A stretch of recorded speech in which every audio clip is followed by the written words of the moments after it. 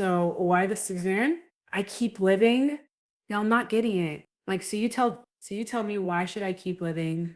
Though Cyrus broke down in tears during the live stream. No one hit him. There were no police. Just a phone and a single sentence that left millions in stunned silence. I don't want to stay silent anymore. What Diddy did to me in Jamaica, it wasn't an accident. The sentence disappeared from the screen instantly. The live stream cut off after 47 seconds, but the video had already been recorded, and within just 3 hours, it went viral, surpassing 20 million views. That evening, a hashtag shot straight to the top of Twitter. Jamaica Villa. Location: Montego Bay, Jamaica. A privately rented villa. No security, no exterior cameras. The guest list was deleted within 24 hours. Osiris was the only person who left by air at 5:41 a.m. with no luggage and no assistant. And today he's the first to break the silence.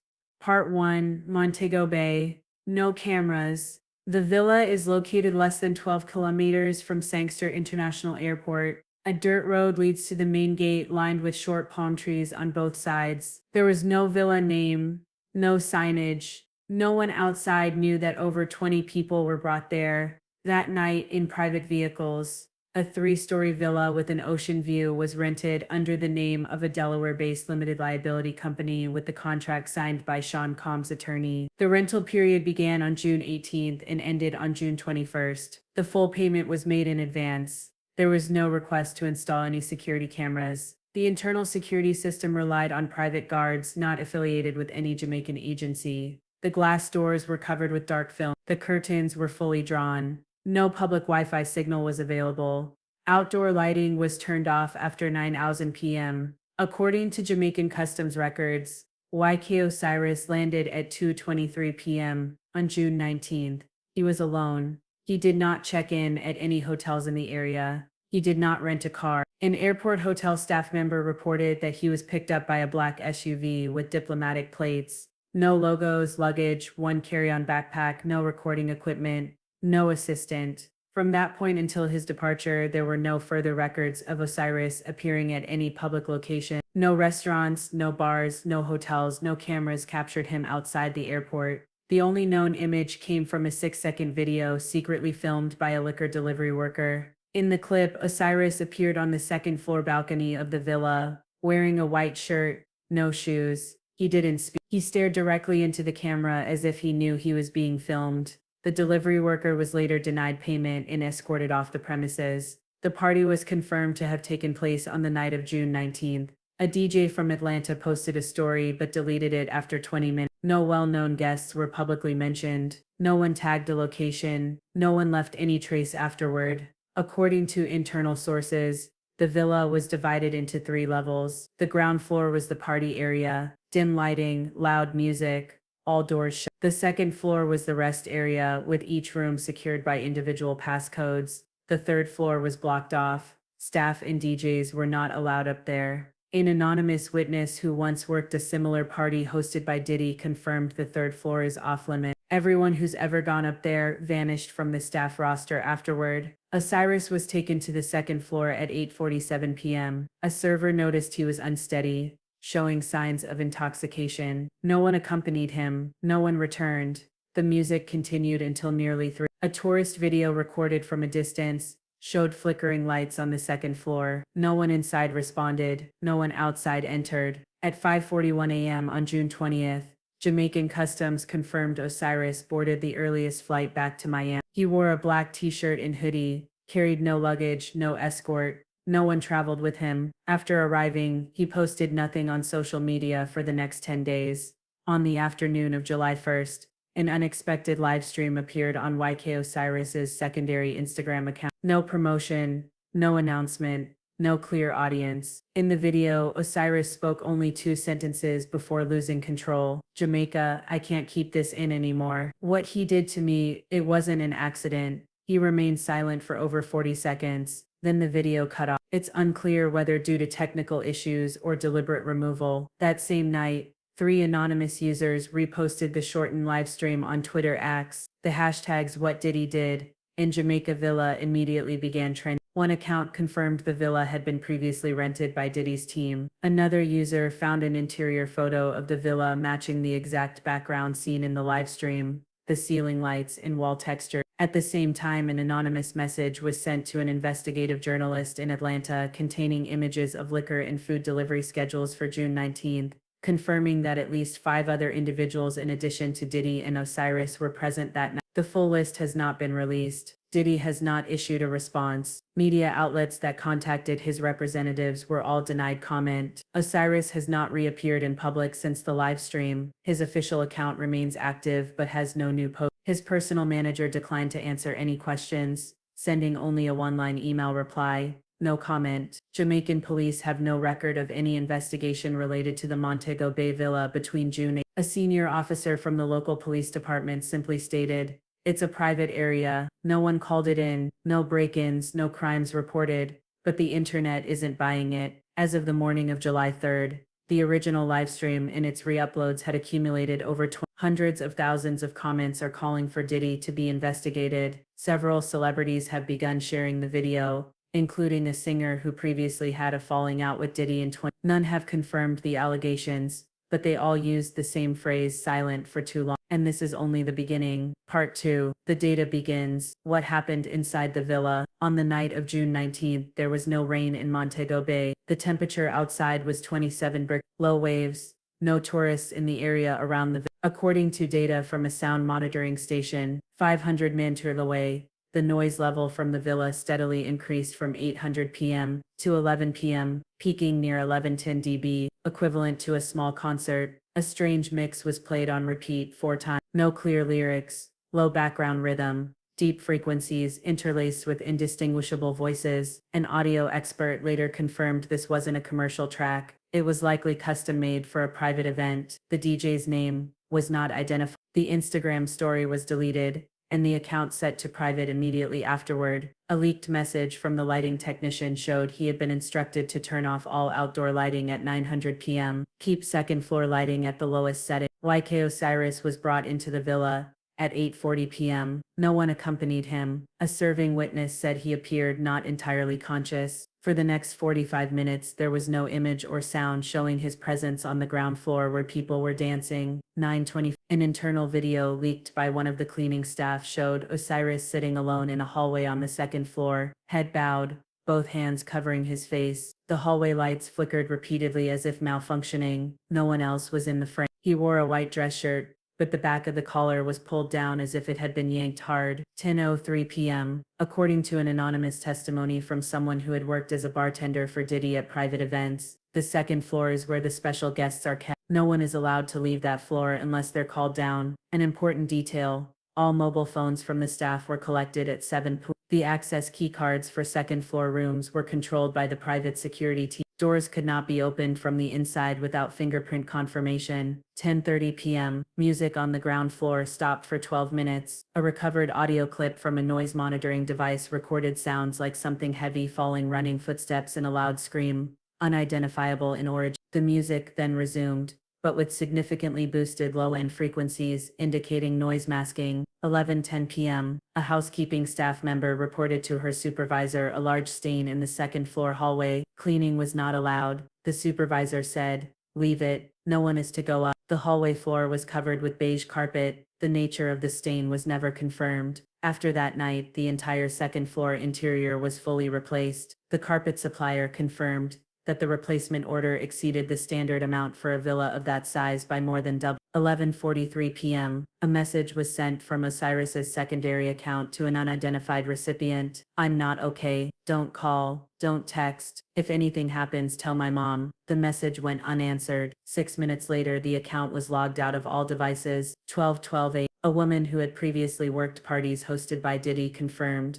"If they took your phone, but you still managed to send one message, it means you found a room to hide in. No one gets internet access inside except the main suite." 12:25 a.m. The ground floor paused for a second time. The DJ stopped the music for 15 minutes. No one came downstairs. No one went out the gate. Security guards remained in fixed positions. From afar, the second floor lights were seen flashing irregularly. 12:41 a.m. A housekeeper named C. Anonymous left the villa, citing stomach pain. She left a note in the staff room. I don't want to see what I saw again. The note was later confiscated. She never returned to work. 10:05 a.m. A loud noise was recorded near the pool area. A street camera from a villa across the road captured the silhouette of a man slumped over the second-floor balcony, then pulled back inside. No one confirmed it was Osiris, but the build and hairstyle matched exactly. At that time, no one called the police. The villa's exterior lights remained completely off from 10:07 a.m. to 3:00, 4:20 a.m. According to data from Sangster Airport,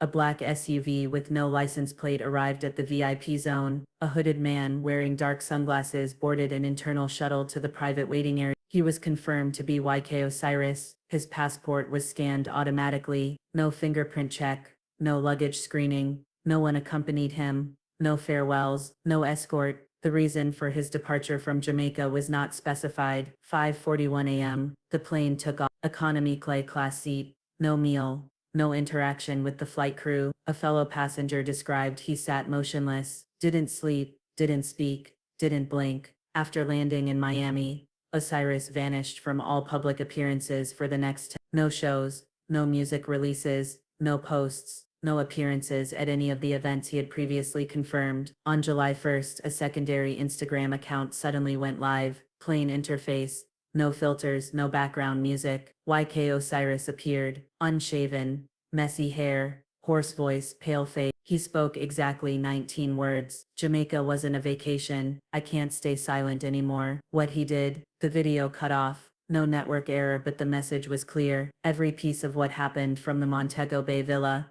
to the live stream moment has since been assembled like a crime map. There's been no official statement, no criminal charges, no publicly described offense, but each data point has been placed into a timeline and the picture is starting to form. Why Osiris hasn't said another word since. Part 3. A witness awakens the windowless holding ring. On July 2nd, an anonymous account suddenly appeared on Platform X Twitter posting a short message, along with 3 blurred photos in which the accompanying text contained only one sentence. He didn't go willingly. I was there. I heard him banging against the wall. There was no sender information, no platform verification, but image metadata showed a match with Montego Bay, Jamaica, with the photo timestamp falling between 10 on June 19th.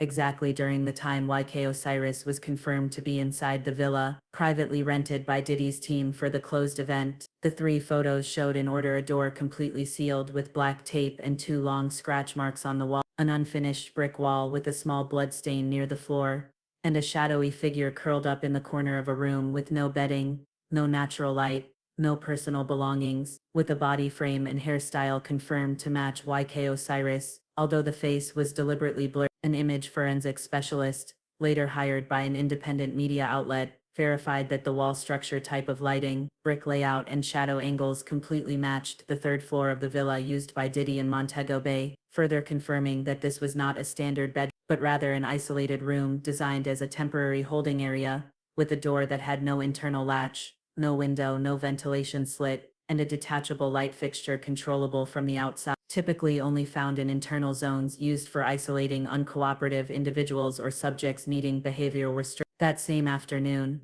a staff member who had worked at Diddy's previous villa in 2022 called a local newspaper tip line and left a voice recording over 17 minutes long in which the person recalled their personal experience with firm wording. The 3rd floor never has room keys for outside. People who are taken up there don't have the right to come back down, and if anyone tries to leave, someone will stop them at the stairs. I once saw a woman scream for a phone call, but just 10 minutes later she came down quiet like she'd never opened her mouth. When asked whether anyone else had witnessed similar situations, the person replied, I know 4 people. All of them left Jamaica within a week after the last party. One was a private driver for VIP guests, and the other 3 worked in the kitchen. None of them want to say anything. Shortly before that, a food delivery worker for the villa on the night of June 19th confirmed to an independent news site that when he brought a food tray to the villa gate, he was stopped and not allowed to go up the stairs to the 2nd floor, even though the order clearly stated delivered a guest room. And while standing at the foot of the stairs,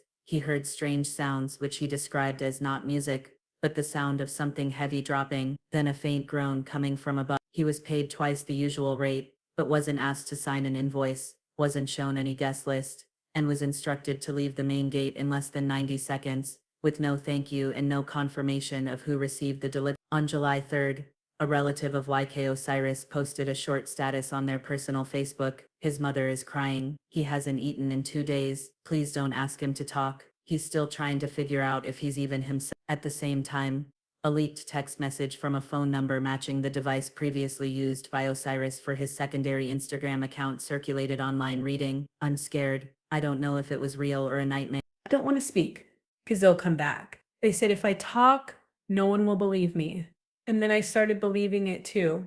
This message was verified by 2 independent sources and confirmed by a digital data expert to be unedited. Throughout the period from his return to the US until the July 1st livestream, Osiris had no social media activity, did not attend any scheduled recordings despite prior contracts, and even canceled a $600,000 music video shoot without a clear reason. An insurance company denied compensation, citing leave due to undefined personal condition, while Osiris's manager declined to answer any press questions, replying only with a single line via email, "No comment." That same evening, a former member of Diddy's logistics team messaged an investigative journalist with the following quote: "If he tells everything that happened in Jamaica, this will be the day Diddy has nowhere left to run." Attached to the message was an internal diagram of the Montego Bay villa with the 3rd floor or area marked in red and bold letters, "Private, access by order only." By late night on July 3rd, a short video was shared on a private forum dedicated to censored content showing YK Osiris being escorted in a private vehicle to a facility on the outskirts of Georgia.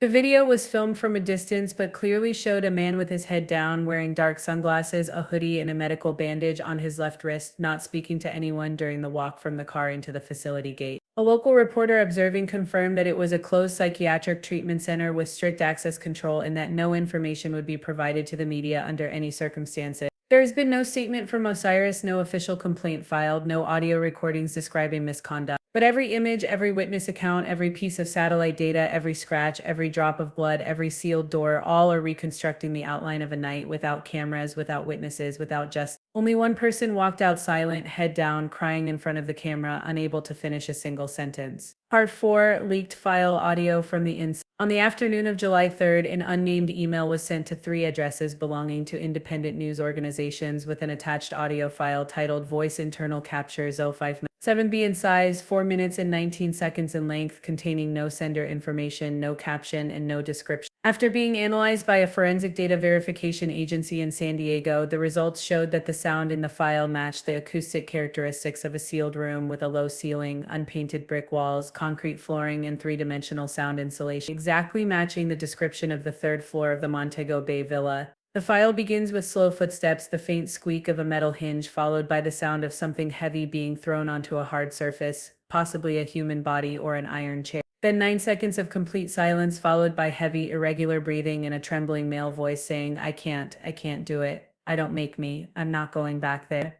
The voice has not been officially identified, but an AI analysis by the lab showed an 86% match with YK Osiris's vocal frequency from previous interviews, especially in the final consonants and the breath gaps between phrases, both of which are uncommon. Following that line, there's the sound of staggering movement, a collision with a hard object, the dragging of something with metal legs, and then another male voice, deeper and lower, whose identity is unclear, saying, "You don't have to do anything, just stay right there, don't make things worse." There were no commands, no yelling, just a steady tone like someone handling a situation that has occurred many times before. After that came nearly a full minute of audio silence. Then the first voice returned, sounding more panicked, speaking in broken lines. "There has to be a camera. There has to be a camera. It can't just disappear. Is anyone there?" Followed by the sound of a hand hitting a hard surface 3 times, the echo suggesting a small empty room with no sound-absorbing material. The file ends with the sound of a door locking, footsteps retreating, and a faint static noise resembling a cut radio signal. Immediately after the file was confirmed unedited, the 3 media outlets that received the email simultaneously posted public notices stating that they had turned the evidence over to the FBI and would not comment further due to legal reasons. An independent investigative organization in Los Angeles later revealed that the file had been sent from an IP address located on Grand Cayman Island, making it impossible to trace the sender. By the evening of July 3rd, an anonymous Reddit user posted a replica of the villa's internal network map in Montego Bay showing a private Wi-Fi system consisting of 4 unnamed nodes, one of which was labeled ShadowCam 0. On June 19th, exactly matching the time frame of the incident involving YK Osiris. This node was reported to have emitted a continuous Bluetooth signal for 6 hours without any external connection, meaning the camera was used internally, not transmitting over the internet, but recording to a local memory drive. At the same time, a former member of the audio crew who had worked Diddy's private events in 2021 contacted a journalist in Atlanta, providing information that an off-net network internal recording system had been installed in a Turks and Caicos villa at the special request of the coordinator. This device recorded all audio from the third floor area without requiring network access, had no indicator, light could not be detected by standard wave scanners, and stored data in a removable mini SSD that could only be detached using a private magnetic code. The source did not confirm whether the system was present in Jamaica,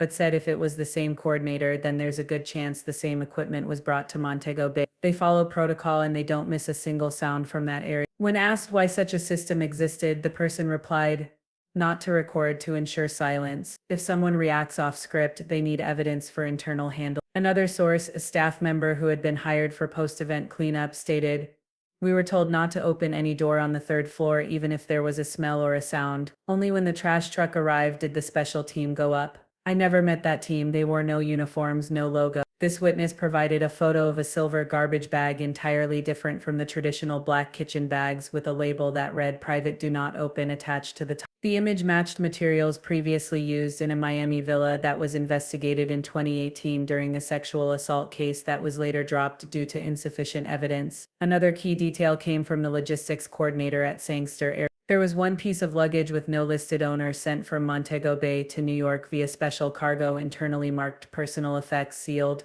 That package left Jamaica at 6:02 a.m. on June 20th, the same time Osiris boarded the commercial flight to Miami. Since then, no one knows what it contained. With all the leaked information from covert audio, internal camera schematics, and soundproofing device descriptions to the special cargo route, the only conclusion that can be drawn is everything inside the Montego Bay villa was designed not only to prevent information from leaking out, but also to prepare for the possibility that someone inside might try to break the silence. And now the pieces of data are beginning to fall out one by one, as if someone has been holding on to everything, waiting for the right moment to release them. Part 5: The Reaction Machine, the curtain that can no longer be drawn. On July 4th at 8:47 a.m., New York Times, the spokesperson for the FBI's South Florida office declined to comment when asked about the audio recording sent to 3 independent media outlets regarding YK Osiris, merely emphasizing, "We neither confirm nor deny the existence of any investigation involving the individual named in the question." At the same time, the U.S. Department of Justice had not issued any official statement, but a reporter specializing in federal investigations based in Washington, D.C., confirmed that the FBI office in Miami had received copies of the audio file as well as the internal floor plan of the Montego Bay villa, and that the case had been flagged as subject to review. Special protocol, a classification reserved for matters involving international elements, public figures, or potential human rights violations abroad. By 10:15, the homepage of one of the 3 media outlets that received the email was hit by a 17-minute DOS attack immediately after publishing its initial article titled, "YK Osiris May Have Been Held Against His Will." The article was taken down 26 minutes later without explanation, and all links returned a 404 error, though archived versions continued to circulate on Reddit and Telegram communities. At 12:30 p.m. that same day, Diddy's lawyer, Maurice Ellington, held an urgent press conference in Manhattan, describing all the information surrounding the villa in Jamaica as baseless conspiracy theories. The deliberate act of defamation aimed at destroying the reputation of a man who has been fully exonerated of all criminal charges previously, and asserting that Combuse was not present at any party in Jamaica during the time in question. However, when a reporter from the Miami Tribune directly asked, "Can Mr. Diddy confirm that he met YK Osiris in Montego Bay?" Attorney Ellington refused to answer, citing, "This is not a court proceeding." At the same time, a former personal bodyguard of Diddy from 2016-20 posted on his personal account, stating that he recognized the iron chair shown in leaked photos as the type made specifically for Sean's events chairs, not sold commercially but produced in limited quantity for controlled area. Information later confirmed by a furniture company in Atlanta as matching a limited 2020 production. Mainstream outlets from CNN and NBC to Rolling Stone avoided using Diddy's name in their headlines on the morning of July 4th, instead describing the situation as unverified evidence related to a private party in Jamaica involving a famous artist. Yet by the evening, the New York Post broke its silence, publishing an article titled,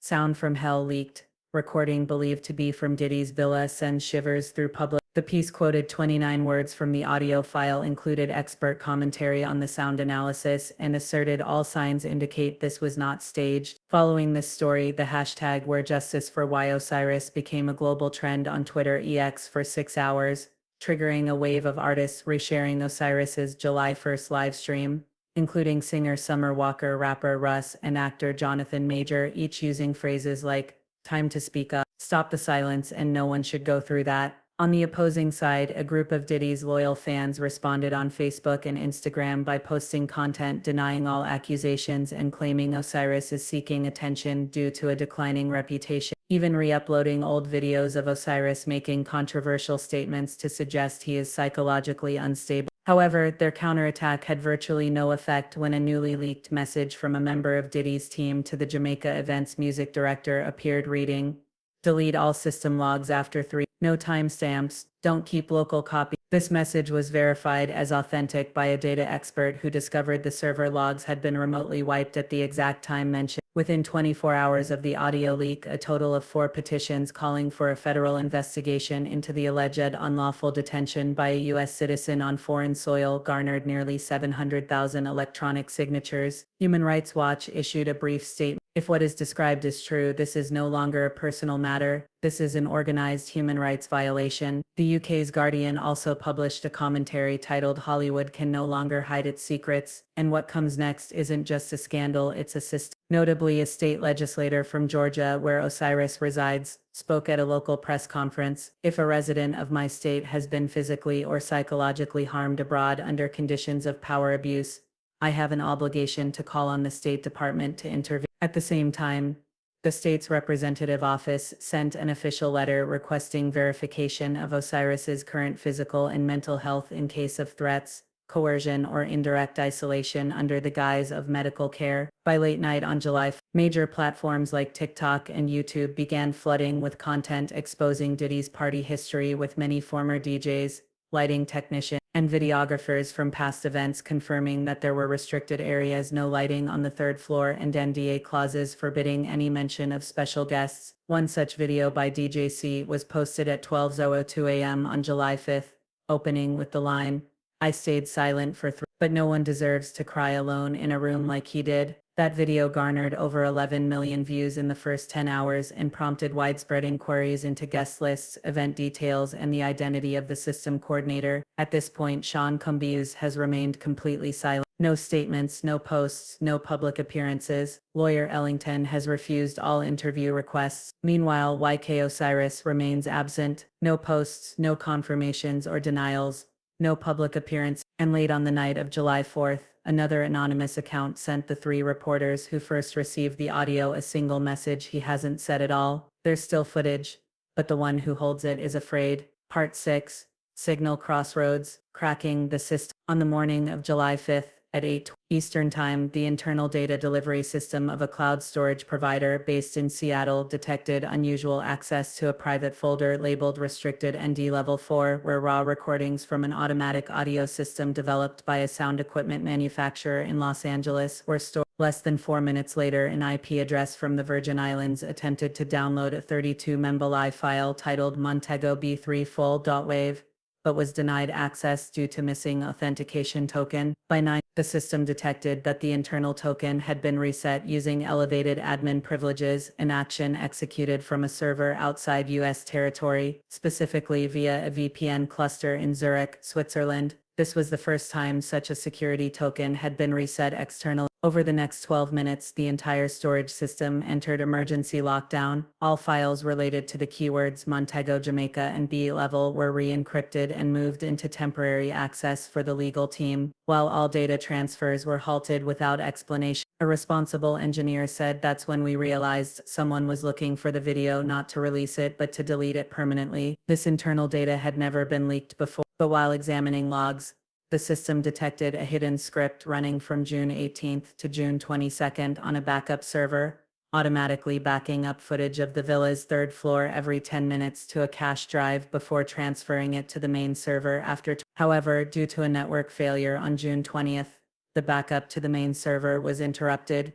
leaving 8 incomplete video clips cut off at the final frame showing a figure lying against the wall with both legs bound by an unidentified object, after which the camera tilted toward the floor and lost signal. All files were placed under legal hold, meaning they could not be edited, deleted, and would only be accessed by the federal legal team under court order. But by then, the internal security team confirmed someone else knew the video existed and was trying to suppress its emergence. At the same time in New York, an underground media syndicate specializing in censored data analysis released a report analyzing 27 scattered short videos shared by former staff at private parties since 2018, of which 5 had background audio matching 100% with the Jamaica villa recording. The report confirmed repeated use of background music designed to mask abnormal sounds, specifically struggling noises, suppressed cries for help, and metallic impact. A frequency spectrum analysis by an Israeli expert revealed the background music was engineered to drown out frequencies between 20 Hz and 500 Hz, the common range for human shouting in enclosed spaces. An independent investigator summed it up: not music for entertainment, but music to hide something. Once the report was published, the videos were taken down within 2 hours, raising questions about content control. At the same time, the 2 original uploaders deactivated their accounts and stopped responding to any press inquiries. In Washington, D.C., an internal staffer from the Congressional Oversight Committee sent a confidential summary to the Federal Human Rights Office, stating the overlap of data between the audio recording the third-floor map and the unauthorized access logs indicates a parallel audio-visual system that operates outside legal standards, showing signs of tech being used to detain someone against their will. The memo was coded gray, indicating it did not yet warrant a criminal investigation, but deserved special monitoring. A senior advisor at the State Department disclosed that Jamaica was under pressure from 3 fronts: international media, human rights organizations, and regional allies to explain the lack of any legal record connected to the Montego Bay villa. Despite clear evidence of unusual activity during the presence of a U.S. citizen, a representative from Jamaica's Ministry of Justice responded, "It's rented private property. No one reported anything, no lawsuits, no reason to enter." But inside the ministry, an anonymous prosecutor said, "We've been instructed to maintain the record. Any intervention must be sanctioned at the diplomatic level." Meanwhile, an Eastern European leak network published a 19-page PDF purported to be the lease contract for the Montego Bay villa signed by Blackline Ventures LLC, a Delaware shell company represented by Sean Combs's legal counsel. Clause 14 explicitly stated, "The entire third-floor area shall not be recorded by any internal security cameras installed by the lessor. All activity in this area shall be the sole responsibility of the." Clause 17 added the lessor commits not to retain any image, audio, or data related to the less guests, events, or staff, even under legal authority. This was the first evidence confirming the active removal of traceable records of all activities inside the villa, especially on the highly suspicious third floor. A programmer who had written the lighting control system for the villa admitted, "I was instructed to disable all sensor lighting on the third floor after 9 p.m. Doors were controlled by biometric fingerprint scanners, but there's an override code that only one person holds. I didn't know who, but whenever something went wrong, I got a call from the same phone number, always that number." All these pieces, audio files, access logs, lease contract, distorted sound signal, lost video converge on one point: the third floor of the Montego Bay villa was not a relaxation space. It was an ecosystem designed to leave no trace, operating as a separate block, isolated from law, media, and public cameras. But within that closed system, one link broke, one signal wasn't deleted, one piece of data was backed up off protocol, and that is what is creating the first crack in a structure that was designed never to fracture.